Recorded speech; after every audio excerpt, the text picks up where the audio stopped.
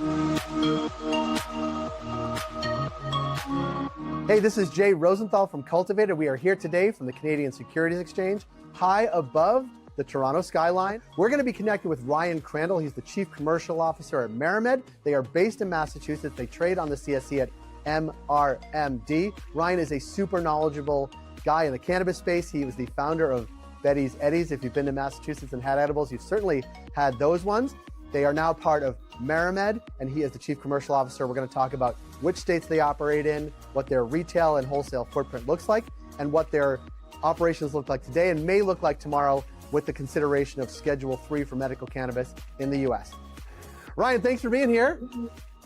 Thank you for having me, Jay. Great to see you again. We have the best view there is right now. This is the CN Tower, downtown Toronto. So welcome to Toronto, and I know you are outside of Boston and Foxborough. We have something in common. Over the next couple of days, we're hosting World Cups in our respective towns. Exciting times. There is a buzz about soccer around the world right now. I like that. I was telling you before we came on that the last time the World Cup was in this general area, I saw a game in Foxborough where you live, and it was at the time my father said we're never going to anything in Foxborough again because it took us 3 hours to get out of the parking lot. Getting out of the parking lot took longer than the game itself. Yes. Yeah. At least they've solved that, right? Maybe not. Maybe not. Well, I want to talk. It's still a great time to go to the game, but yeah, the traffic is a night. You have to pack your patience, as we say. Yeah.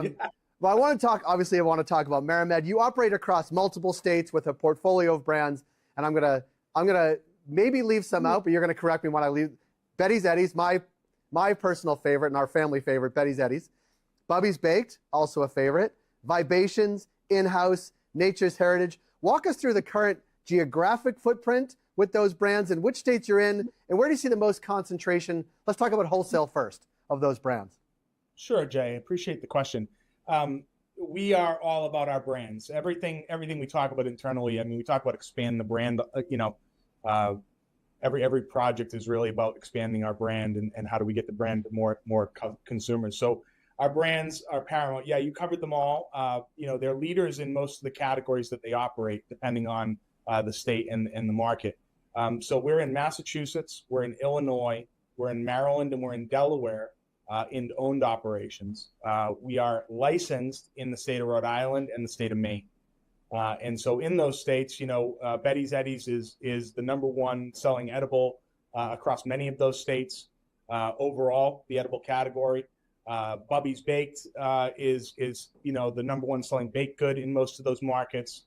And then Vibations, which is a powdered drink mix, is typically leading it always leads the powdered space, but it's typically punching well above its weight, in the top 5 or the top 7, in the overall beverage category within each market. In addition to that, you got Nature's Heritage and In-House. Nature's Heritage and In-House are both behemoths of their own, having flower and pre-rolls and concentrates and a lot of products that consumers, buy with velocity. So, there's a good amount of units that we sell of Nature's Heritage flower. We just added some additional formats to the flower, some larger sizes, which our consumers were asking for and they're really excited about.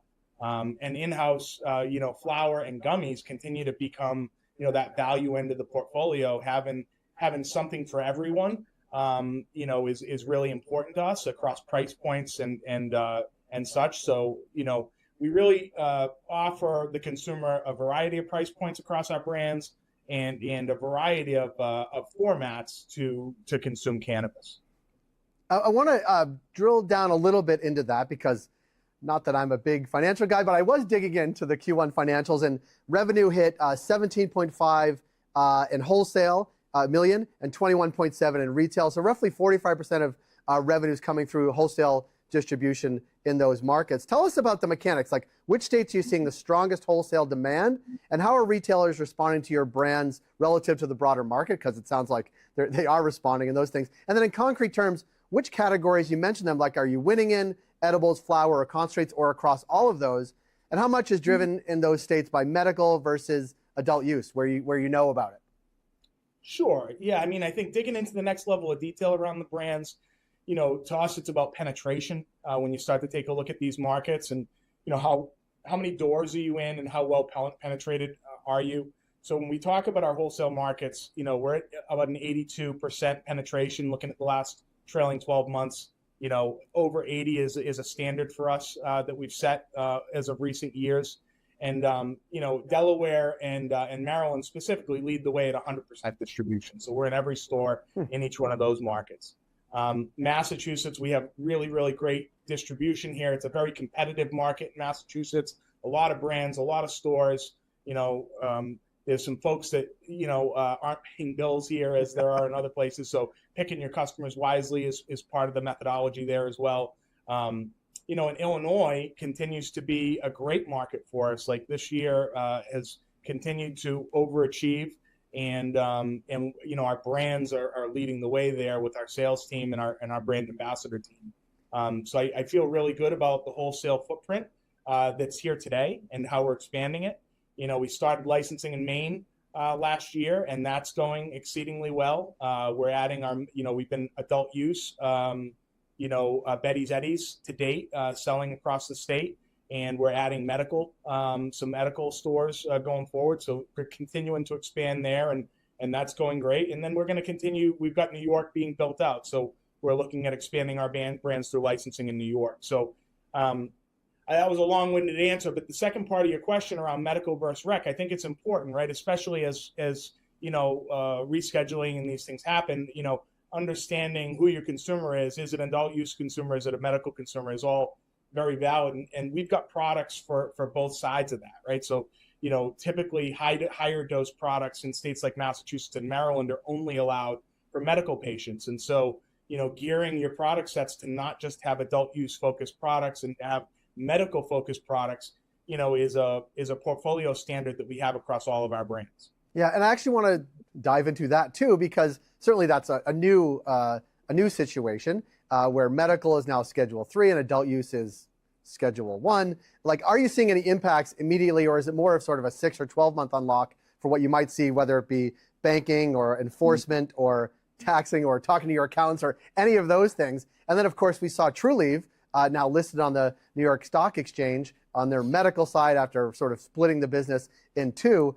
Like, are you seeing any impacts today based on that rescheduling, or is it something you're looking towards the future? And like, how do you even plan for that? Because one thing happened, but not the other. And then we have these hearings at the end of this month and into the next. Like, how do you plan for that as a business?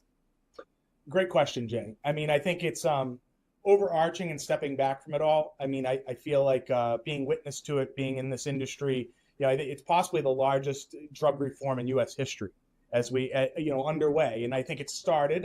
We don't think it's finished. So it's an exciting time to be very aware and talking to, people and we're part of USCR and making sure that we are aware of what is going on in Washington and what is going on, with other companies, and how are other people, taking a look at this information as it comes out. I think we're closely watching. We're anticipating guidance relative to 280E. We're anticipating these hearings tied to adult use and rescheduling, will take place over the next couple of months. And I think for us, we view this as an opportunity for value creation for our shareholders. As people start to rethink valuations for cannabis companies, we think that's an opportunity for our shareholders and for investors to become part of this. And I do think that should be a natural flow as these regulations progress. Yeah, I think I agree. And I think there'll be a look at who has brands, who has footprints across exciting markets, right? Who has concentration even in geographic regions, right? You talked about Maine, Massachusetts, and Rhode Island. You talked about Illinois, like Delaware and Maryland. I think there'll be a renewed focus on who's doing well in these markets, what are their footprints, what are the leading brands, and I think anybody who sort of takes a look at what's been leading in even mature markets now, like in Massachusetts, like a fairly savvy consumer, competitive marketplace, and brands have been winning for some time, and sort of what is that unlock that you guys have done? And actually, that's where I'd like to take the next question is, you've been in it a long time. Like you are Betty's Eddies from what I understand. That was your thing. Give a little bit about that, then we'll talk about what's next. Sure. I mean, I think I have been, but there's a big we behind the eye, and it's not behind the eye, it's with the eye. Mm-hmm. And honestly, I mean, there's been so many people that are still here and along the way that have made betties in this company and MariMed, you know, what it is today and what it will become tomorrow. So I think the work is still to be done. You know, we're very proud of what we've done. We haven't just been on top, you know, with our brands for a little bit. It's been a while, and that takes great people. It takes great process, and it takes great product, and it takes continually doing that over time. And so we're very proud of that, and we'll continue to do that. And then it takes us, you know, we're very prescribed in the way that we grow because we are very laser focused on product quality and making sure that product quality transcends state lines, as you have to have different manufacturing and sales outfits in every one of these states. Well, I've heard you describe bomb bags on other podcasts, right? Like how, or is that what it's called? Like how you actually get the same point? Absolutely. Yeah.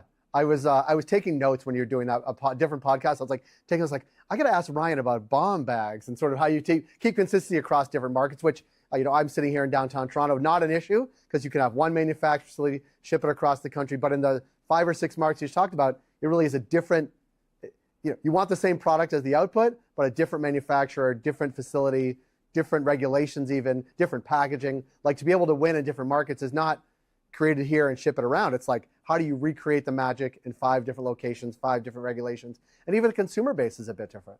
And the markets are older or newer. With licensed partners, you know, where you're not hiring the staff. You know, I mean, these are all things that, you know, product quality, and, you know, and consumer feedback is paramount. Then you know, that is paramount, and that's what comes first. Yeah, actually, let's dive into that for a sec, because one of the, not pie in the sky, but like the thought exercise around rescheduling on the medical side, but even on the adult use side, would be like, if it actually does happen, and can you imagine interstate commerce, even among some of the states you talked about, like that would be a huge unlock for a company like MariMed, I would imagine, where it's like you could have a manufacturing facility in Massachusetts, shipped to Maine and even Rhode Island, even if that was it, sort of a local compact, like that would be a huge unlock for consistency, cost control, efficiencies. I don't know if you want to talk about that because it's like not pie in the sky, but it's like an unknown sometime in the future. But have you started thinking about those conversations in a conference room with a whiteboard? Like what it might look like? Absolutely, we have for years. You know, I mean, I think it is, you know, it is all opportunity for the business, and I think we would love to be treated like a regular CPG business, be regulated as such, right? But welcome the opportunity to bring these products across state lines, and you know, obviously take on that efficiency. When and if that ever happens. Right. So I was talking to someone yesterday, and it was a bit of like the challenge with the cannabis industry is, you know, that might be something that could happen. You just don't know if it's going to be a month, a year, or 10 down the road. But the efficiencies lay ahead, not behind in many cases, right? Like it is that the businesses become more efficient, not less generally. The formulations become more advanced, and your ability to do it across lines and build a brand in different markets is only expanded every time you do it, which is actually what I want to talk about. Thinking about the future, not so much interstate commerce, but understanding sort of your retail partners, understanding the brands you have. Like what makes you excited about what might lie ahead in terms of either formulations or new products or sort of advancing what you've done? Like, are there new things on the horizon that we haven't thought of? Like maybe 5 years ago, I don't know if you were thinking about a powder in a cannabis, right? Like, are there things that you would like, we'd love to expand this brand into this area, which isn't currently there, or make a category on our own? Short answer is yes. I mean, I think being so focused on brand at our core, innovation, research and development is a large piece of that. And the way that marketing research plugs into that is very key. So, you know, listening to our consumers about what they love about our products, what they'd like to see, taking a look at, you know, BDSA and headset for, you know, what are the trends in each one of these markets that we're in and some of the other markets that we think are thought leaders, you know, what are some of the movers, and then taking a look outside of that and into, you know, organic grocery stores and what's happening with direct-to-consumer subscription models and, you know, all these different things. And like, there's a lot of really cool products out there. And the consumer is changing and they're dynamic. And as that happens, you know, as in tune as your team can be with that is key. So I would say we're looking at innovating our existing product sets, within fruit chews and within that category. But there's plenty of innovation there. That we're doing LTOs. We've just started to do a swirled Betty's. So strawberry lemonade was our #1 LTO for years now, and it was a single flavor.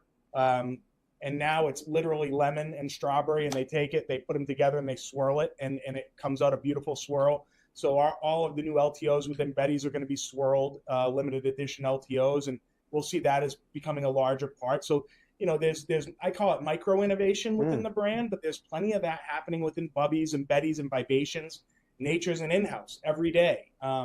You'll continue to see us innovate around gummy. And I think we've seen some of our competitors continue to innovate on gummy. We'll innovate there because that's a huge category that's not going anywhere. We'll innovate on pre-roll, infused pre-roll, different size pre-rolls, different formats of pre-rolls. There's a lot in pre-roll, and there's a lot in flower and concentrate and vape. So, I think we're focused in every one of these categories on climbing the ranks in each one of these state markets, and that's how we measure success. Is by market share in units and dollars. And so, we are laser focused from a brand perspective on what brands are winning in what markets, why or why not. And if not, then, let's move on. So rapid iteration, don't fall in love with anything, and make sure that everything that you're doing is true to the brand. And that seems to me, it's better to be in a position like a MariMed and the brands you talked about, because you're moving people from a Betty's Eddies, which they love, to a Betty's Eddies and a new flavor, or a new formulation, or a new limited time offer. Like those things, once you have an established brand, the iteration, the micro innovations, as you call it, like become easier because people trust the brand, whether it's on the flower side or the edible side or the fruit chew side. And that's an enviable position, I would imagine, you versus someone sitting at a brand new company trying to say, we're going to take consumers on this journey, but they don't even know who you are. They're not buying your product now, as opposed to yours, which they've loved for years. It's a great insight, Jay. And I would say this, it's earned every day. Yeah. It's earned every day, right? Because if we sell flower into an account and for some reason or not, it's either not moving or it's not moving at the price point they want, are we willing to treat that customer properly and work with them on solutions to what might be their inventory challenges or their product challenges? And if you do that with people over time, you earn trust, not just the product trust, but business trust. So there's a lot of different things at stake here when we talk about how to have a successful wholesale operation in cannabis. And having the great product and great brand is paramount. And then secondarily, it's, do we have a great sales team? Do we do the right thing by our customers when we're working with them? Are we flexible? But are we doing the right thing by our business as well? And so we're looking at all of that through the lens of trying to create business in more doors with our brands and get more shelf, at the same time pleasing our customers. Ryan, I really appreciate your time today. We look forward to checking with you as time goes on, and I look forward to being in some of those states and buying as many Betty's Eddies as they'll let me buy for the summer. So thank you so much for your time. We'll connect with you down the road. Good luck navigating the traffic and the soccer over the next month or so. Thank you, sir. Great to see you, Jay. Great to see you. Thank you again, Ryan, and thank you to the Canadian Securities Exchange for having us here today. Again, that was Ryan Crandall. He's the Chief Commercial Officer at MariMed. As always, you can find us at cultivated.news on the internet. Get our newsletter in your inbox every single day at 8:01 a.m. Eastern Time. We'll be back again with another episode from the Canadian Securities Exchange next month.